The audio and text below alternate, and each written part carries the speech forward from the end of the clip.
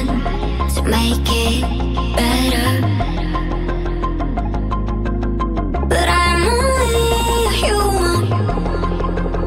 Some days it's hard to move on.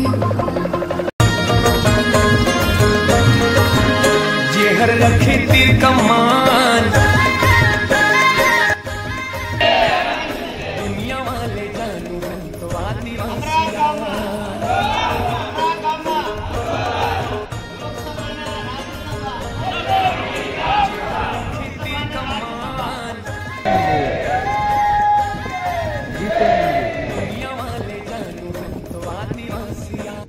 जय जौहर जय आदिवासी। दोस्तों आज के नए ब्लॉग में स्वागत करते हैं। आज दोस्तों बुरहानपुर में आज राज्य स्तरीय मीटिंग रखी गई है, जो कि 33वां आदिवासी सांस्कृतिक महासम्मेलन जो कि बुरहानपुर में होने वाला है इस साल 2026 का, उसके लिए ये मीटिंग रखी गई है। और इसमें आज निर्णय लिया जाएगा कि ये महासम्मेलन कहाँ पर होना और कैसे होगा। तो हमारे ब्लॉग में बने रहिए, आगे आपको सारे हमारे बड़े बुजुर्ग और बुद्धिजीवी लोगों का वीडियो और मार्गदर्शन मिलेगा। धन्यवाद, वीडियो में बने रहिए। राज्य से हमारा कोई ताल्लुक नहीं रहता है, क्योंकि हम सब मिलकर ही निर्णय लें, मार्गदर्शन करने की जो रहेगी हमारी सीट, जहाँ पे हमारी कमियाँ रहेगी तो उनको जो है हमको समझाने की कोशिश करेंगे या समझा के आगे गाइड करेंगे। इसमें कोई व्यक्ति नहीं निर्णय लेगा, ये एसोसिएशन परिषद का सिद्धांत है। हम सब कि इस बार ये जो बुरहानपुर है ये भाग्यशाली रहा, क्योंकि बुरहानपुर के लोगों को ये कार्यक्रम का अवसर मिला। तो मध्य प्रदेश के सारे साथियों का दायित्व बनता है कि मध्य प्रदेश ही नहीं, बुरहानपुर के सारे साथियों को वो ताकत दे और मध्य प्रदेश के सारे साथी एक होकर हमारी ताकत दिखाए और देश दुनिया से कोने कोने से आ रहे हमारे सभी आदिवासी भाइयों और बहनों का तहे दिल से स्वागत करें और उनका ऐसा स्वागत करें कि उनको ना पानी की कमी रहे, ना भोजन की कमी रहे, ना वहाँ ठहरने की कमी रहे, ना कोई कार्यक्रम कल्चरल जो हमारा कोई कमी नजर आए। ऐसा नहीं होना चाहिए कि मध्य प्रदेश में गए और हमें ये देखने को मिला। तो ये सारी हमारे ऊपर बात आएगी, मध्य प्रदेश के कार्यकर्ताओं के ऊपर बात आएगी। तो मेरा आपसे सबसे अनुरोध है कि मध्य प्रदेश वाले जो हमारे सब साथी ये बिल्कुल मंडप बना तैयार करके बैठे ही हैं, लेकिन बाकी के राज्यों के जो कार्यकर्ता साथी यहाँ आए हैं, हम उनसे भी अनुरोध करना चाहेंगे कि वो भी मध्य प्रदेश का सहयोग करें और इस मध्य प्रदेश में जो ऐतिहासिक कार्यक्रम जो होने जा रहा है उसका हमें सहयोग करके ऐतिहासिक कार्यक्रम होने दें, ऐसा हम उम्मीद करते हैं। और जैसे महाराष्ट्र से भाई हमारे सुनील भाई यहाँ आए, लेकिन वो खुले शब्दों में हम लोग कह देते हैं कि ये जो कुछ भी बोलेंगे उसके साथ एकता परिषद का कोई लेना उनका इतना डिस्टेंस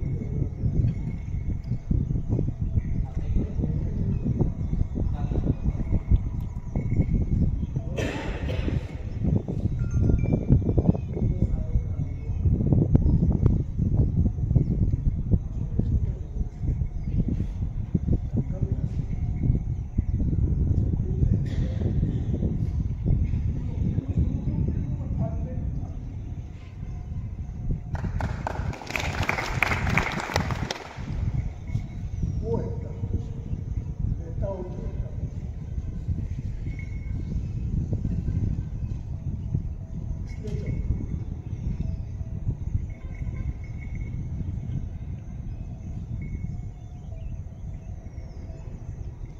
कर्जा करके भी करना पड़ा है, लेकिन वो समय आप लोगों ने लड़कियों का छात्रावास अभी भी बहुत बड़ा छात्रावास है, आप जाके देख सकते हो। तो उसमें लड़कियां बहुत सारी पढ़ी हैं, आदिवासी समाज की और समाज की भी पढ़ी है, लेकिन आदिवासी समाज की ज़्यादा उन्होंने प्रोत्साहित किया। तो उस ज़माने में बोलते थे अपने लोग कि वो कहीं लेडी आई है तो वो बच्चियों को भर्ती कर रही है, वो लेके भाग जाएगी, ऐसा कर देगी, वो तस्करी करेगी, जो भी भाषा बोलते थे लोग बोलते थे। लेकिन आज वो उस क्षेत्र को जो डेवलपमेंट आज दिया है तो वो दीदी की वजह से हुआ है। उसी प्रोग्राम में दीदी ने देखा कि यहाँ पे जो है पोलियो ज़्यादा हो रहा है, आदिवासी क्षेत्र में पोलियो ज़्यादा हो रहा है, लोग बच्चे ज़्यादा विकलांग पैदा हो रहे हैं। उसने एक विकलांग आश्रम का स्थापना करी। उसी समय एक जैसे कि ये जो लोग काम करते हैं, कुछ स्कूलें चलाते हैं, कुछ करते हैं, आप तो जानते हैं उस चीज़ को, NGO से जुड़े। तो ऐसे एक NGO था ऑक्सफॉर्म, उसमें एक व्यक्ति काम करता था। तो उसने देखा कि ये दीदी जो है वहाँ से आके आदिवासियों के बीच में इतना बड़ा शिक्षा का प्रोग्राम उठा रही है, काम कर रही है, तो वो आके भी काम करने लग गए, वहाँ कुछ मदद करने लग गए। तो उसी बीच में एक जन जागृति कार्यक्रम निकाला कि लोगों को भी इस चीज़ में इन्वॉल्व करें और या इसमें शिक्षा का कुछ स्तर बढ़ाया जाए। तो 5 साल तक जन जागृति कार्यक्रम करवाया। तो जो अपने लड़के थे जो पढ़े लिखे, जिनको नौकरी नहीं लगी थी, उनको लगा दिया 500 रुपये महीना, 300 रुपये महीना, जो भी है। उस समय तो साइकिल का ज़माना था और न आवागमन के इतने साधन थे। मध्य प्रदेश सरकार की जो ST बसें चलती थी वही चलती थी और कोई साधन नहीं था। तब भी लोग काम करते थे, पैदल घर घर जाते थे, एक एक घर एक एक घर एक एक घर एक एक घर। मैं खुद कम से कम 15-20 रोज तक घर नहीं जाता था, क्योंकि पैदल चलना पड़ता था। घर से जो निकलता था तो ठीक भगवानपुरा टेक खंडवा तक आ जाता था, पैदल ही एक गांव से दूसरे गांव, दूसरे गांव से दूसरे, ऐसा।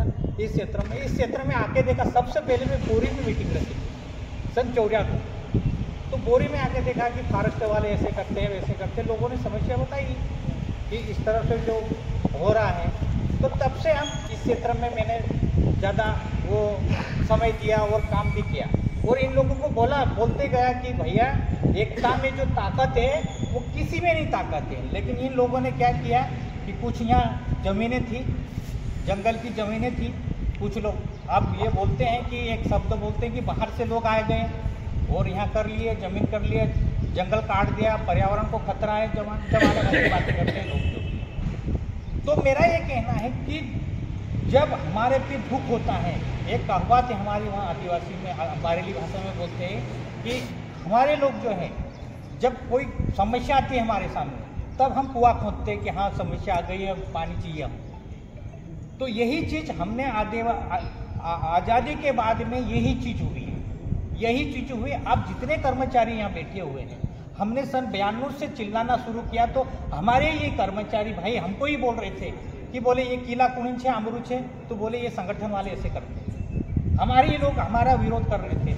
और मैंने एक जगह जाके देखा है कि वहाँ जाके देखा है नौकरी वाला है और वो खुद नहीं बोल रहा कि मैं ST का आदमी हूँ, खुद नहीं बोल रहा कि मैं ST का आदमी हूँ। और एक बार यहाँ ब्रह्मपुर में ही गई थी यहाँ पर, और कोई समझ भी नहीं पाया इस चीज़ को कि वो हमारे लिए क्या छोड़ के गए।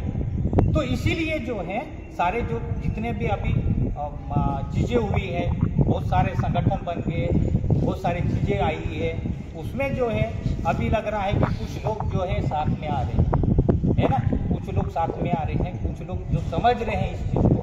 मैं वही मेरे साथी लोग थे, मैं गाड़ी चला रहा था, ये बैठे थे, इनको बोल रहा था कि आंदोलनकारी कौन होता है, आंदोलनकारी कौन होता है। आंदोलनकारी सचमुच बुक से जाके कई सम्मेलन में बैठ गए, बड़ा चौड़ा भाषण दे दिया, वो आंदोलनकारी नहीं। जो दिल से जुड़ा हुआ है, दिल की वो आज वो जो है दादा रो दिए थे कि छोटा छोटा अनाज देते, रो दिए थे कि, तो ऐसा हमको भी लगता था। अभी भी जाता हूँ मैं, जंगलों में जाता हूँ, अभी भी इतनी गरीबी है, इतनी गरीबी है जिसका कोई हद नहीं है आदिवासी। न रोटी मिलती है, न पानी मिलता है, न स्वास्थ्य की सुविधा है, न कहीं आने जाने की सुविधा है। उसके बाद भी हम है ना पड़े रहते हैं, धरे रहते हैं। चलो एक दो मीटिंग कर लिए, बुरहानपुर में गए, बस मीटिंग कर लिए, चले गए घर पे कपड़े निकाले, बस वो घर वाली शुरू हो जाती, तीसरा शुरू हो जाता, चौथा शुरू हो जाता, बात खत्म हो जाती है। तो ये जो चीज़ें हैं, अगर हम उसी समय से हम इस चीज़ को कर लेते तो आज ये नौबत नहीं आती है। बहुत सारी कर्मचारी बोलते हैं कि हम जो संगठन में जाते हैं तो हमारा ट्रांसफ़र किया जाता है। एक साथी अभी पोहे खा के आए उसके यहाँ भगवानपुरा में, पोहा खिलाया उसने, अब उसने कुछ बोलता है उसका ट्रांसफ़र हो जाता है बेचारे का, है ना।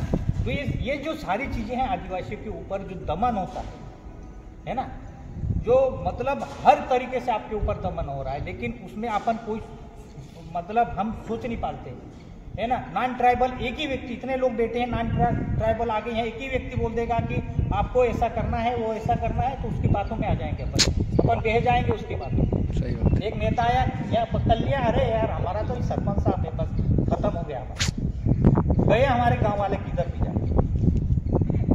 ये सारी चीज़ें हुई हैं, इसलिए आज तो मेरी खुशी हुई कि इतने सारे, पहली बार मैंने खंडवा में ये बुरहानपुर में आए, इतने सारे कर्मचारी साथी जो हैं अपने अपने विचार लेके आए, अपना अनुभव लेके आए, और मुझे खुशी हुई कि इस बात की कि अब वो पिछले समय भी मीटिंग हुई तो ये राजेश भाई बोले कि नहीं जगदीश भाई आप है ना डट जाना, बुरहानपुर में ही ले जाना है अपनों को, बुरहानपुर में ही ले जाना, तो हमने डटे रहे हम। तो उसको है नाम नहीं लेके, तो दिल्ली ले जा रहा था इसको, दिल्ली ले जा रहे थे कुछ साथी लोग। मतलब दिल्ली में कुछ समस्या नहीं है ना, दिल्ली में तो कुछ समस्या नहीं है ना। यमुना को साफ करना है तो केजरीवाल साफ करके चले गए बेचारे, लेकिन वो तो अभी राजकुमार रोज भी बोल रहे थे तुमने बुरहानपुर में क्यों कर दिया, बोले दिल्ली में होना था, क्या गोरेला अब बोले तो ये सम्मेलन दिल्ली में हो रहा था, दिल्ली नहीं जाना है हम लोगों ने। देखो अभी नारे लग रहे थे कि हमारे गाँव में हमारा राज्य, है ना, हमारे गांव में हमारा राज्य। भैया हमारे गांव में हमारा राज्य कैसा रहेगा जब किसी की दखलंदाजी नहीं रहेगी। आप ये राजेश भाई कानूनी भाषा बोलते हैं, लेकिन संविधान की भाषा बोलते हैं, मेरे को नहीं आता वो, है ना। ये बोलते कि कौन सी सूची में क्या लिखा है, कौन सी सूची में क्या लिखा है, कौन सी सूची में क्या लिखा है। यार हमको क्या पता है यार, हमको तो रोजी रोटी होना है ना। या कोई कर्मचारी का ट्रांसफर हो रहा तो क्यों हो रहा है यार, हमारे आदिवासियों को क्यों तो प्रताड़ित कर रहे हैं। सन 94 में एक मेरा साथी है, वो हथकरघा उद्योग में अधिकारी था जबलपुर में, है ना। वो आके मेरे को बोलता है कि जगदीश भाई बोले अपने आदिवासी